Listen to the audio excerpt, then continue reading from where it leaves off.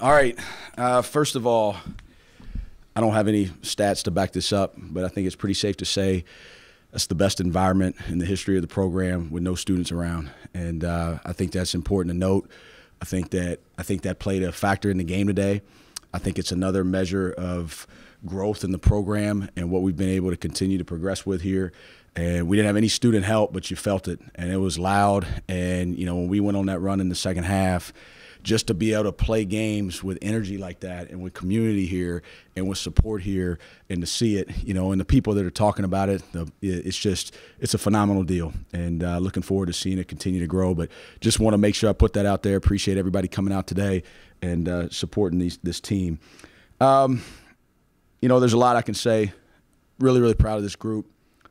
I don't know how many times I've been asked in the last 48 hours, how are we going to handle the press and how are we going to handle the tempo? And they did, period. You know, we did handle the press and we did handle the tempo, and we really made the run when we got stops and we got in transition.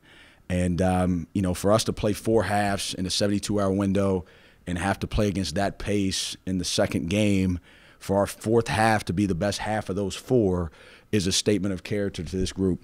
And, you know, Matt Rafferty, it's just, I know it seems like a broken record, but career high today, and 12 rebounds, didn't miss a free throw, 3 steals. And what you will not see in the box score is the reason we were able to handle the press is because I was crazy enough to put our 5-man in press offense.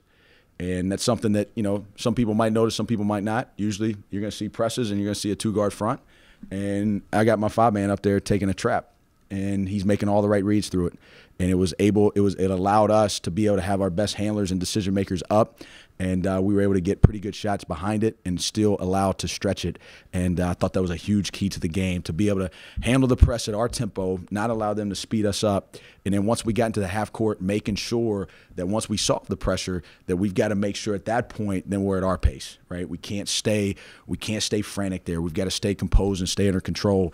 And I thought we were able to do that. So, you know, phenomenal basketball game. I thought Citadel, you know, first half, I mean, man, they were hitting everything, and it was back and forth. I mean, Rice obviously hit those shots to start the game. He got hot. Stallworth is a heck of a player, and we couldn't keep him out of the paint. It's just, and it wasn't, you know, Alex was trying as hard as he could, but it was just, I mean, he's a player. He's a load. He's a man. And I thought he did a great job keeping pressure on us even after makes. And, you know, Trey did a great job coming in the last 10 minutes and doing a better job with his size and length. But once we were able to slow him down a little bit from 3, some of them were just misses, you know, and I obviously saw that. But, you know, once we were able to not see the ball go in the net from the perimeter from them so many times in a row, and then we were able to contain his dribble penetration, then I thought we were able to create a little bit of separation and get the margin a little bit higher. With obviously the rebounding advantage you had today, they missed nearly 33. They missed 29 threes and had 3 offensive rebounds. You know, sometimes you can do a good job rebounding and not get a rebound because it's long, miss 3. What was the key to everyone stepping in? You know, we had 3 big keys, and that was the third one. That long shots go to long rebounds, and I thought Mercer got a couple of those in the game here. That just it's where your 1s and your 2s, they're used to getting out in transition and starting the break, but you've got to stay engaged in the possession. And it was a big emphasis that, you know, we can't go until we get, and once we get it, then we can go. But until we get it, we can't go. And I thought Jordan, Alex, and all our perimeters did a pretty good job of seeing a lot of those long shots. And then our forwards, I mean, it's why we've had to go back the last couple games, the last 2 games and specifically, of playing Clay and Noah and Matt out there together, because it's just at our level, it's a lot of size and length, and it's 3 guys that can really go get the basketball. So, you know, just a mentality, and I thought we came with it today to try to hold them to at least 1, and that was going to allow us to be able to get out in transition. Talk about the job you did defensively on Matt Frierson. He had 1 3-pointer, I guess, today, and he came in like a week, I think, averaging 5 3-pointers, which led the nation. Was there something that you guys were able to do defensively to affect that? You know, it's one of those things where we just, Jordan Lyons had a I thought it was one of his best defensive games of the year, and I thought he took the challenge, you know, and Jordan did a great job on Thursday on Cohen, dealing with more of a ball handler and an attacker, and Alex was the one that got the Cummings matchup, and we didn't know, you know, with the quick turnaround of the game, you know, what are the legs like can Alex really chase around a guy again? And so we asked Jordan to do it, and we asked him in full confidence, and we knew he could. And I thought he took a lot of ownership to it.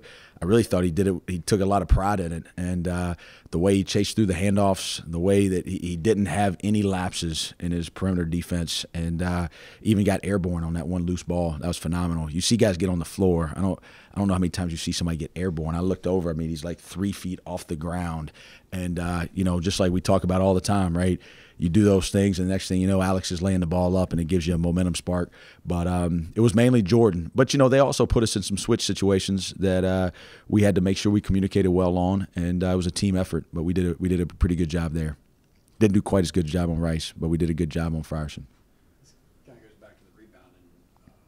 They had 0 second chance points in the second half. I mean, it was pretty even in the first half, but you held them no second chance points. Yeah, I've competed against their staff for years, and Coach Balkin was the head coach at VMI, and Daniel was with him, and one of their assistants now played, and they're great coaches, and it's a unique scheme. But one of the big keys to their scheme's always been, because of the long shots, they can go in there and get running rebounds, and it's something that you've got to really kind of reprogram yourself on. And we had more length, so we did have an advantage there. But I thought our intent was good on that, to make sure that we finished possessions. And I don't know all the rebounding numbers, but Clay. I mean, I thought Clay was active.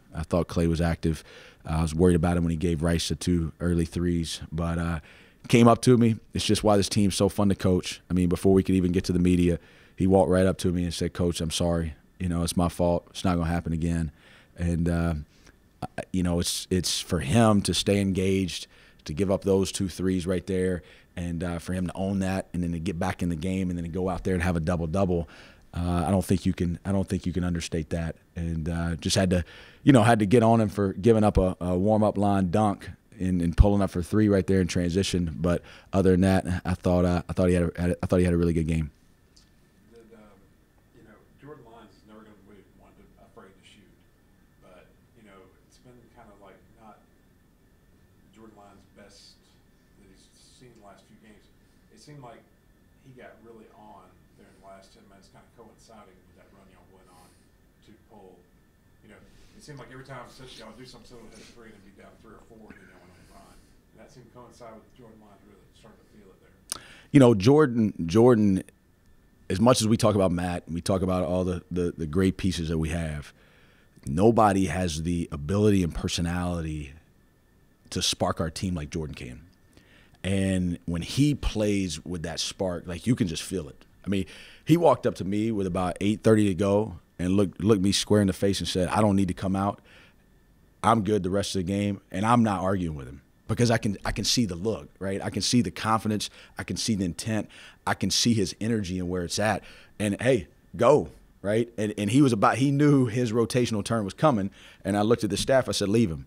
And sure enough, hits the big 3, gets the layup, because he just, like, it's one of those things. Like, I've been telling him the past couple of days, focus on D, you'll still hit the 3.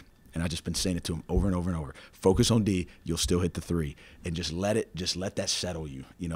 Focus on your energy, focus on your communication, because he is. I mean, he's a spark. He's an energy guy. If he walks in here right now, you guys are going to feel him. He's just one of those magnetic personalities. And when he channels it all in the right direction and he just goes out there and plays as hard as he can, it's amazing the impact it has on our team. And he can really rally a group. He can really start, through his talk and through his energy, he can really change the demeanor in a huddle. He can change the demeanor in a room, and that's going to suit him really well in life. I mean, that's going to, when he takes that and puts that all in positive channels, that's going to be a trait that can carry him a lot of places. But when he does it for our team, it helps us. And vivid memories. I mean, I could talk about a bunch of them, but vivid memories at Villanova, listening to him in the huddle when we're down. Vivid memories listening to the huddle at Loyola when we're down, and just pleading with our team to stay with it and keep grinding and keep doing it. When he does that for us, he's a big-time leader. I know we're just still in the first third of the SoCon schedule, but how important is this 3-game road swing, especially with UNCG and Wofford? It's every single one of these games is of high importance. And, I don't think you can get into really, hey, this one has more meaning than the other. You've got to be able to go play your best, attempt to play your best, see what happens, and you got to quickly get on to the next one.